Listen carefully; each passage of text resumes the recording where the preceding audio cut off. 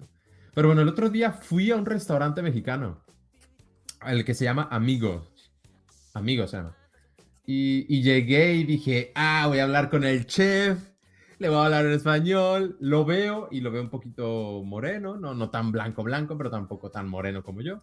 Pero lo veo ahí, ¿me entiendes? Se está muriendo la cámara. Yo la veo bien.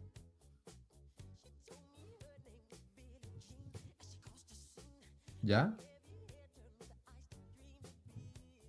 Entonces, a ver, la voy a estar checando.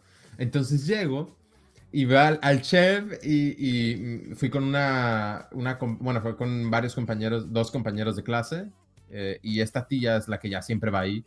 Y dice, hola jefe, ¿cómo estás? Oye, vengo aquí con un mexicano para que pruebe tu comida.